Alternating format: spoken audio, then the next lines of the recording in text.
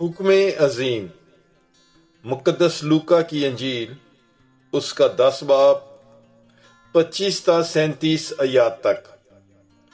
اور دیکھو ایک عالم فقہ اٹھا اور یہ کہہ کر اس کی آزمائش کی کہ اے استاد میں کیا کروں کہ ہمیشہ کی زندگی کا وارث بنوں۔ اس نے اس سے کہا کہ شریعت میں کیا لکھا ہے، تو کس طرح پڑھتا ہے؟ اس نے جواب میں کہا، تو خداوند اپنے خدا کو اپنے سارے دل سے اور اپنی ساری جان سے اور اپنی ساری طاقت سے اور اپنی ساری عقل سے اور اپنے ہمسائے کو اپنی مانند پیار کر۔ اس نے اس سے کہا، تو نے ٹھیک جواب دیا، یہی کر تو جیے گا۔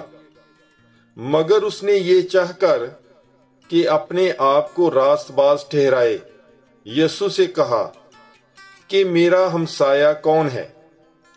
اس پر یسوع نے کہا کہ ایک شخص یروشلم سے یریحو کو جا رہا تھا کہ ڈاکوؤں میں جا پڑا، جنہوں نے اسے لوٹ کر زخمی کیا اور ادموا چھوڑ کر چلے گئے۔ اتفاقاً ایک کاہن اس راہ سے گزرا اور اسے دیکھا اور کترا کر چلا گیا۔ اسی طرح ایک لاوی نے بھی اس جگہ آ کر اسے دیکھا اور کترا کر چلا گیا۔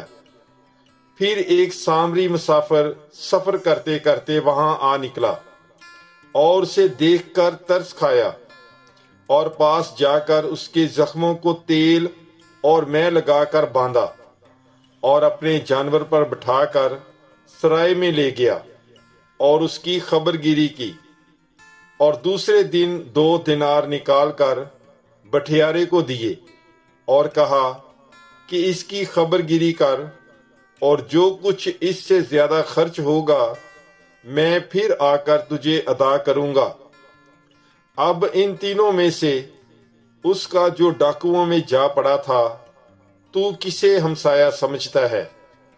اس نے کہا، اسے جس نے اس پر رحم کیا۔ تب یسوع نے اس سے کہا، جا تو بھی ایسا ہی کر۔ پاک کلام کے پڑھے اور سنے جانے پر خداوند کی برکت ہو۔ خدا کا شکر ہو۔ God bless you. Bible is life.